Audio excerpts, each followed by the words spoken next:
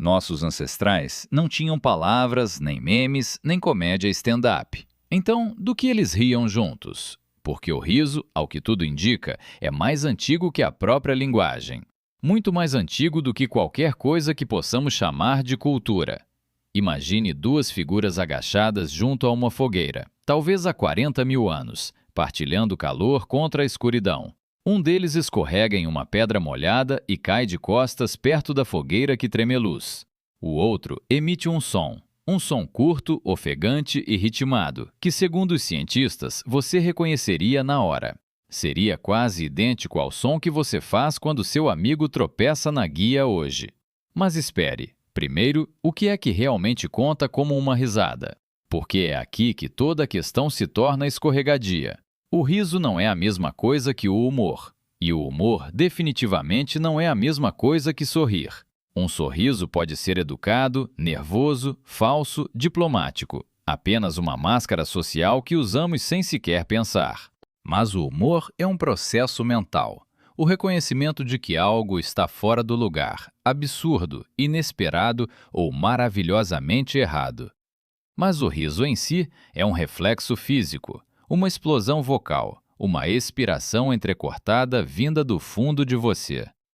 O seu diafragma tem espasmos, as suas cordas vocais vibram e sai este ruído estranho e involuntário que os humanos reconhecem instantaneamente. E esse reflexo, esse som vocal específico e involuntário, é exatamente o que estamos rastreando de volta através do tempo profundo. Porque se o riso é um reflexo, ele deve ter uma história biológica. Deve ter evoluído de alguma forma. E deve ter evoluído por uma razão, um propósito ancestral gravado profundamente no nosso sistema nervoso. Se pudermos rastrear sua origem, podemos perguntar se os humanos antigos riam das mesmas coisas. Como se um humano ancestral daria risada de um vídeo de um gato derrubando um copo da mesa. O problema é óbvio. Fósseis não preservam risadinhas, e os ossos não registram as piadas dos comediantes, e não há pintura rupestre com a legenda. E então ele se sentou no esterco do mamute, haha. Então como é que os cientistas estudam algo tão invisível, tão passageiro, tão efêmero quanto o riso humano antigo? Então eles triangulam com cuidado. Olham para os nossos parentes vivos mais próximos, chimpanzés, bonobos, gorilas, em busca de pistas reais. Eles observam a anatomia da garganta e da caixa torácica preservadas dentro de esqueletos humanos muito antigos. Eles estudam as piadas escritas mais antigas que já recuperamos, gravadas em tábuas de argila há milhares de anos. E eles observam o que faz os bebês. Todo bebê, em toda cultura, começar a rir antes mesmo de aprender a falar. Aqui está a primeira evidência estranha. Ratos riem. Ratos de verdade.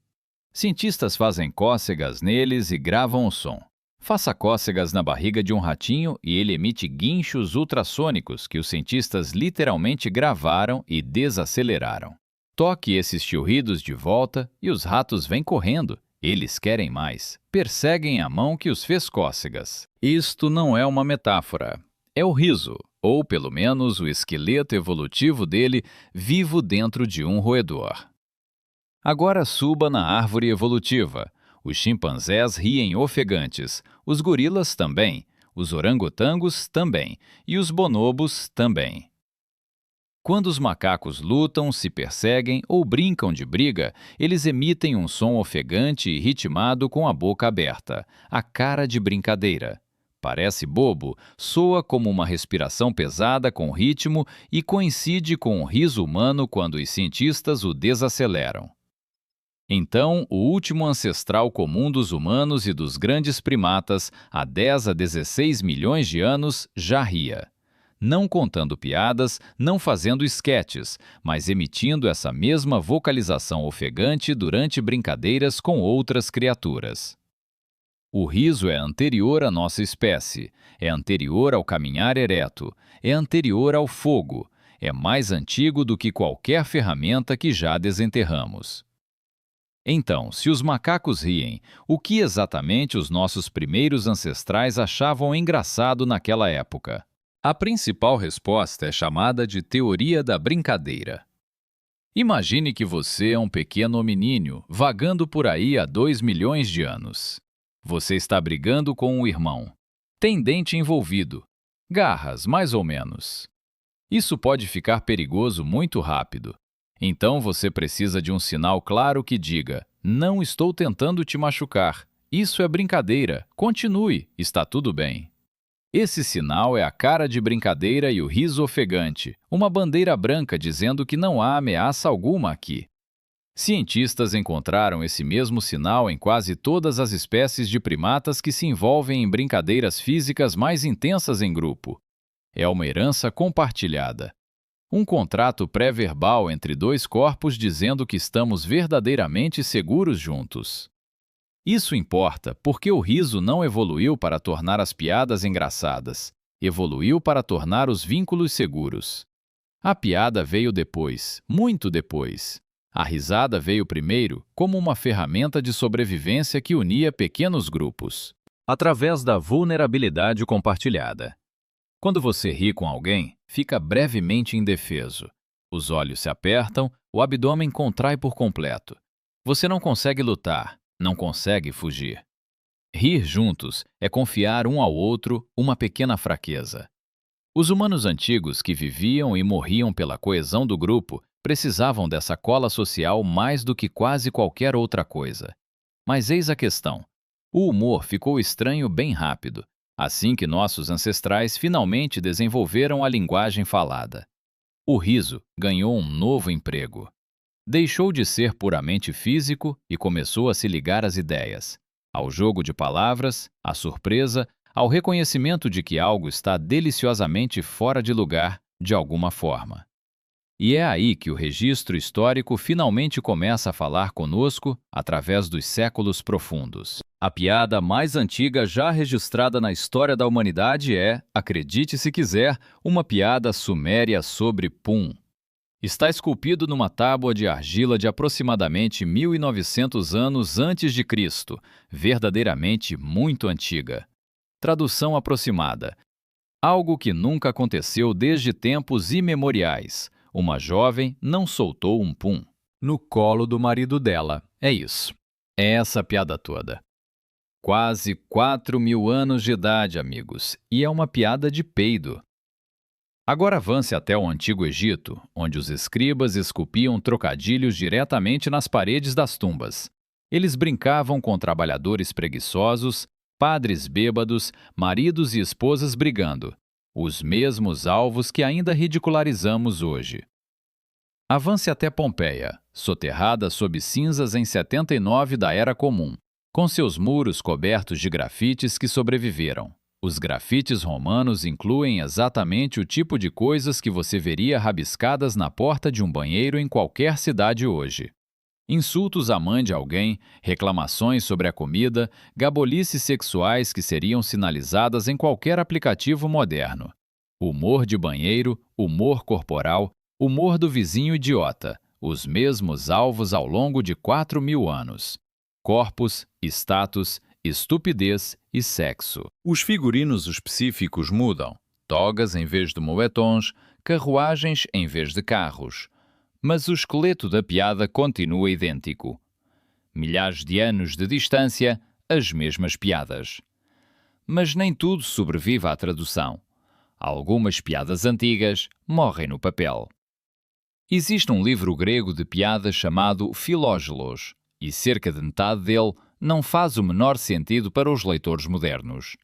Um deles diz assim: um estudioso comprou uma casa, debruçou-se na janela e perguntava aos que passavam se ela lhe caía bem. Você deveria rir. Provavelmente não riu. A piada depende de um estereótipo que os gregos achavam hilário naquela época. O intelectual distraído fazia referência a todo um tipo cultural. Sem esse contexto, o desfecho é apenas uma frase esquisita. O mesmo vale para Aristófanes. Suas comédias estão repletas de referências a políticos específicos, vendedores ambulantes e dramaturgos atenienses rivais. Tire esse contexto e metade das piadas evapora. O humor é universal no mecanismo, mas sua superfície permanece local. Então, quais partes do riso são realmente inatas? Quais partes pertencem a todo ser humano, antigo ou moderno? Os cientistas têm um bom candidato: a teoria da incongruência. A ideia é simples. Seu cérebro é uma máquina de previsão. Durante todo o dia, ele executa previsões silenciosas sobre o que acontece a seguir. Quando as previsões se quebram de forma segura, o prazer se acende. Quando a realidade nos entrega algo inesperado, mas sem perigo, o seu cérebro libera uma explosão de prazer: o riso. Esse estouro é o seu cérebro se recompensando por identificar a falha na Matrix. É por isso que a comédia pastelão funciona. Em todas as culturas estudadas, as pessoas riem quando alguém caminha confiante em direção a uma porta e se choca contra o vidro. Não precisa de tradução. O cérebro previu uma entrada suave, levou uma cara no chão. O reflexo do riso dispara. Estudos mostram que os bebês riem com o jogo de esconde-esconde em todas as culturas do planeta. Todas, sem exceção. Um rosto desaparece. A previsão diz que se foi. O rosto reaparece. Surpresa! Voltou! Expectativa quebrada, entregue com segurança. O bebê ri. Esse mesmo mecanismo, vestido com 1000 trajes culturais, está por trás de cada piada que você já ouviu na vida. Aqui está uma frase com a qual você talvez já tenha se deparado. Antropólogos às vezes chamam os humanos de espécie superpredadora. Não porque somos os mais fortes, não somos, mas porque caçamos em grupos coordenados e superamos nossas presas com inteligência. A caça em grupo exige confiança profunda e coordenação. O riso é uma das ferramentas mais rápidas que evoluímos para construir confiança. Compartilhe uma risada com 3 desconhecidos ao redor de uma fogueira e você comprimiu semanas de convivência em 30 segundos. Isso não é pouca coisa. É uma tecnologia de sobrevivência, unindo silenciosamente a nossa espécie ao longo dos milênios. E então vem o lado mais sombrio do humor antigo, porque o riso não é apenas uma ferramenta de união, é também uma arma. E as sociedades antigas o usavam como tal. Pense em como a zombaria funciona, silenciosamente e sem precisar de nenhuma força real. Se alguém é preguiçoso, egoísta, cruel, covarde, o grupo começa a rir dele. Não com ele, mas dele. O ridículo é uma das nossas mais antigas punições sociais. Não deixa hematoma, mas muda o comportamento das pessoas com uma rapidez impressionante. Ria de alguém o suficiente e ela ou muda o jeito de agir ou simplesmente sai do grupo em silêncio. Para os humanos antigos, em bandos de 20 ou 40, ser expulso pelo ridículo era quase uma sentença de morte. Sem grupo, não havia parceiros de caça, nem proteção, nem fogo. Então o medo do ridículo tornou-se absolutamente enorme. Esse medo mantinha a tribo unida em silêncio. Ele impunha as normas do grupo sem que ninguém precisasse levantar um punho. A seleção natural favoreceu as pessoas que sabiam ler o ambiente, que sabiam quando rir e quando se conter. Quando lançar uma imitação zombeteira, no momento certo, do caçador arrogante que continuava errando todos os seus tiros. O humor tornou-se inteligência social. E a inteligência social, lá fora, num pequeno bando, rapidamente tornou-se a própria sobrevivência. Então, os humanos antigos riam das mesmas coisas que nós? A resposta honesta é sim, na essência. Eles riam da surpresa. Riam dos corpos fazendo o que os corpos fazem. Riam do status virado de cabeça para baixo. Riam uns dos outros, às vezes com crueldade, para manter todo o pequeno grupo de caça, de alguma forma, em condições de combate. E riram juntos para dizer algo simples: estamos seguros um com o outro, pertencemos, estamos nessa juntos. Mas o que tudo isso significa para você, que está rolando a tela agora? Significa que os seus memes são, na verdade, antigos. Aquele vídeo em que um cara pula uma cerca e se estrepa, o mesmo reflexo que um escriba gravou na argila molhada, há 4.000 anos. O mesmo grito ofegante que um chimpanzé fazia há 10 milhões de anos. Fantasia diferente, mesmo circuito neural. Isso também significa que o riso ainda é a cola social mais rápida que temos. Mais rápida que presentes, mais rápida que a própria conversa. Quando você ri com alguém, seus corpos se sincronizam por um instante. O ritmo da respiração, os batimentos cardíacos. E, segundo alguns estudos, até mesmo a atividade cerebral. Dois estranhos que compartilham uma risada genuína, biologicamente já não são estranhos. Eles acabaram de realizar um ritual muito antigo. Aqui vai um pensamento incômodo. A solidão moderna, a epidemia sobre a qual todo mundo vive escrevendo, pode ser, em parte, uma carência de risadas. Não é um problema de tela, é um problema de riso. Consumimos comédia sozinhos agora, com fones nos ouvidos, uma rolagem silenciosa e infinita em repetição. A gente assiste outra pessoa ser engraçada, em vez de estar numa sala onde a risada realmente ecoa entre corpos de verdade. Aquela risada compartilhada, ecoante, contagiante, que dura muito além da piada, exatamente o que os ancestrais faziam ao redor de cada fogueira. Imagine que você está compartilhando uma fogueira com um ancestral de 30 mil anos atrás, sem uma língua em comum, sem uma religião em comum, nenhuma referência em comum. Mas alguém no grupo tropeça em um tronco, e vocês dois riem juntos. O mesmo som, o mesmo reflexo. O mesmo pequeno acordo de que o mundo acabou de falhar de um jeito que não machucou ninguém. Naquele instante, atravessando 30 mil anos de história, você está fazendo algo idêntico. Você é o mesmo animal. Mais uma coisa estranha antes de encerrarmos.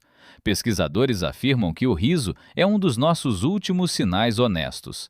Quase tudo o mais, um sorriso, um elogio, um tom de voz, pode ser fingido de forma convincente por qualquer pessoa. Mas uma gargalhada de verdade é muito difícil de fingir. Seu corpo sabe. O corpo dos outros percebe na hora. Cada risada genuína que você compartilha é um pequeno pedaço de verdade verificada passando entre dois sistemas nervosos. Os humanos antigos dependiam disso. Precisavam saber quem estava realmente com eles e quem estava apenas fingindo. E quando vocês riram juntos ao redor da fogueira, a dúvida se desfez. A confiança se firmou sem que ninguém dissesse uma palavra. Daqui a 4 mil anos, imagine que alguém desenterre um disco rígido cheio de vídeos que te fizeram rir. Provavelmente não vão entender a maioria das referências ou memes. Vão parecer tão estranhos quanto aquela piada do erudito grego na janela. Mas o som da risada em si, esse eles vão reconhecer na hora, porque esse som nunca mudou. Aquele som é uma herança da espécie, transmitida por todas as gerações, sem precisar de tradução ou qualquer explicação. Se você achou isso interessante, tem um próximo vídeo chegando sobre uma questão relacionada aos humanos antigos. Será que os humanos antigos choravam da mesma forma que nós? As lágrimas podem ter uma história evolutiva ainda mais antiga do que o riso. Eu só explico coisas que despertam minha curiosidade. Se isso combina